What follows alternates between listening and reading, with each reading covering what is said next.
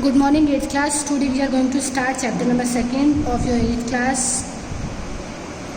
ठीक है, ज्योग्राफी का चैप्टर में सेकेंड है ये लैंड एंड सॉइल रिसोर्सेज. इसमें हम लैंड और सॉइल रिसोर्सेज के बारे में पढ़ेंगे. Land is an important source as it put to diverse uses by man. जो लैंड है ये एक इम्पॉर्टेंट रिसोर्स है क्योंकि इसके ज़रिए जो हम बहुत सारे जो लैंड ज़मीन है इसका हम बहुत तरीके से यूज़ करते हैं. ठीक है, the type of land use varies from one region to another. जो लैंड है उसका यूज़ जो है अलग अलग क्षेत्र में अलग अलग तरीके से किया जाता है. The proportions of land put to different uses such as cultivation, forest, grazing and human settlements in any region change in course of time. और जो लोग हैं लैंड का यूज़ कैसे कैसे, कल्टीवेशन के लिए, एग्रीकल्चर के लिए, फॉरेस्ट के लिए, ग्रेजिंग के लिए, अपने जानवरों को जो है चराने के लिए, ह्यूमन सेटलमेंट के लिए, बसने के लिए जो है ज़मीन का, लैंड का यूज़ करते हैं. The physical characteristics of the land put certain limits to its use. और जो फिजिकल कैरेक्टरिस्टिक्स होते हैं लैंड की वो जो है उसके एनवायरनमेंट पे डिपेंड करते हैं. Soil is the most important natural resource available to man. जो सॉइल है वो बहुत ज़्यादा इंपॉर्टेंट नेचुरल रिसोर्सेज है जो हमें नेचर से मिला है. It is the medium in which all plants grow and therefore soils are indispensable for providing food for man and animals. जो सॉइल है वो इसलिए इम्पॉर्टेंट है क्योंकि इसी के ज़रिए जो है हम प्लांट उगाते हैं, क्रॉप्स फार्मिंग करते हैं और इसके ज़रिए हमें फूड मिलता है. ठीक है, हमें एनिमल्स को फूड मिलता है. सॉइल्स आर क्लासिफाइड अकॉर्डिंग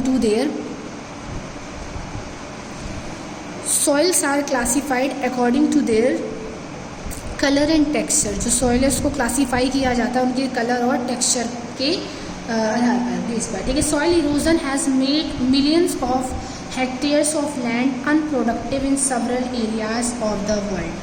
जो सॉइल इरोजन है, मृदा कटाव है, इससे जो है बहुत सारी ज़मीन क्या हो जाती है, अनप्रोडक्टिव हो जाती है. सॉइल इरोजन क्या होता है, जब जो किसी मिट्टी की जो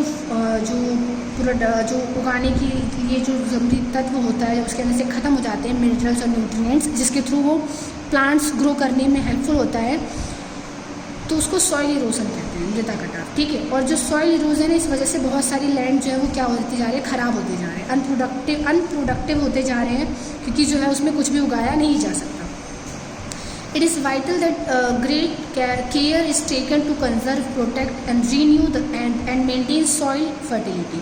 इसलिए सॉइल की फर्टिलिटी बनाए रखने के लिए ज़रूरी है कि उसका अच्छे से केयर किया जाए, प्रोटेक्ट किया जाए उसको. ठीक है, रिन्यू किया जाए, मेंटेन किया जाए. सॉइल इरोजन होने के बहुत सारे रीजंस होते हैं जो हम इस चैप्टर में पढ़ेंगे और कैसे जो हम सॉइल इरोजन को होने से रोक सकते हैं ये भी पढ़ेंगे. ठीक है, सो हम अपना चैप्टर स्टार्ट करते हैं. Of the 3 main components of physical environment, land is the most heterogeneous on the earth's surface. One comes across ecosystem ranging from arid deserts to lush tropical forest.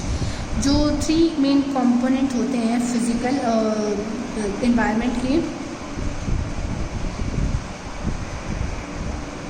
ठीक है, जो लैंड है ये जो है बहुत इम्पॉर्टेंट कंपोनेंट है क्योंकि जो इकोसिस्टम है वो सारा यहीं पर क्रिएट होता है. कहीं पे फॉरेस्ट इकोसिस्टम मतलब जो पारियांत्रिक व्यवस्था है तो वो जो चक्र है वो यहीं पे क्रिएट होता है. ठीक है, एनिमल्स, प्लांट और ह्यूमन बींग्स ये सब मिलकर जो है क्या क्रिएट करते हैं, इकोसिस्टम क्रिएट करते हैं. और कहाँ पर क्रिएट कर रहे हैं, लैंड पर क्रिएट कर रहे हैं. तो इसलिए जो है इकोसिस्टम बनाए रखने के लिए लैंड बहुत ज़्यादा इम्पॉर्टेंट है.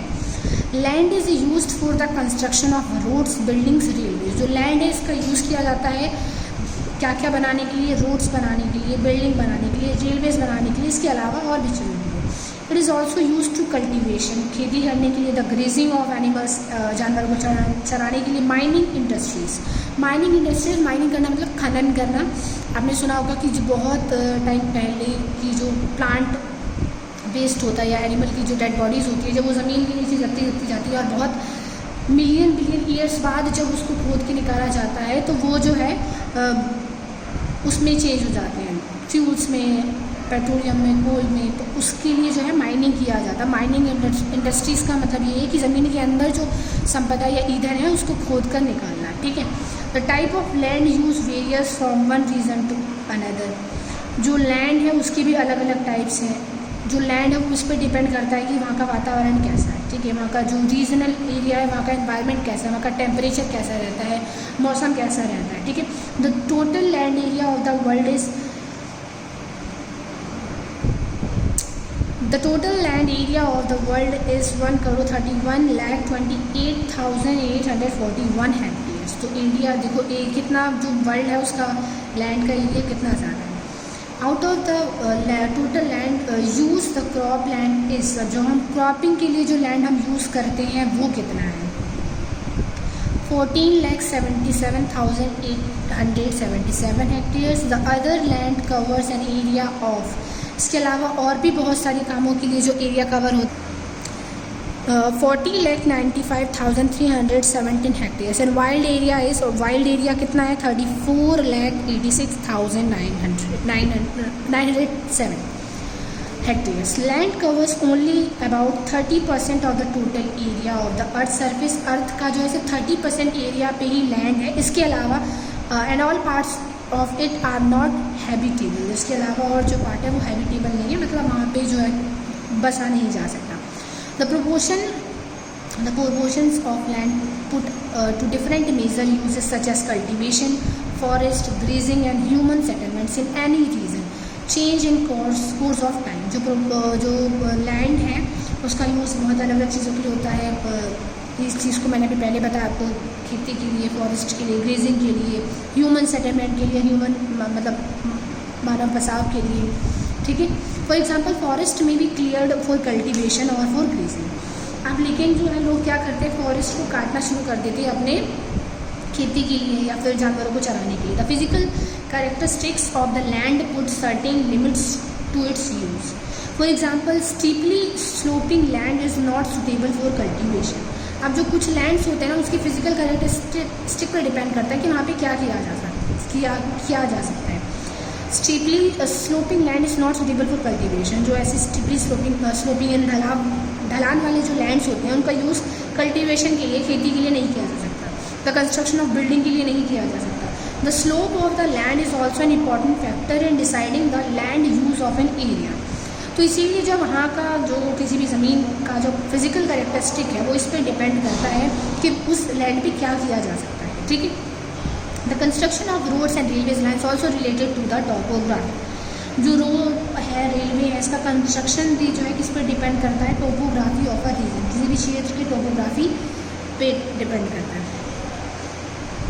Generally well drained low lands are more intensively used. तो ज़्यादातर जो है लो लैंड्स का यूज़ किया जाता है जहाँ पे जो है लोग बस भी सकते हैं, फार्मिंग भी हो सकती है, सब कुछ हो सकता है, ठीक है। About 90% of this world population occupy only 30% of its land area, ठीक है। तो 90% जो है वर्ल्ड पॉपुलेशन का 30% एरिया में ही रह रहा है।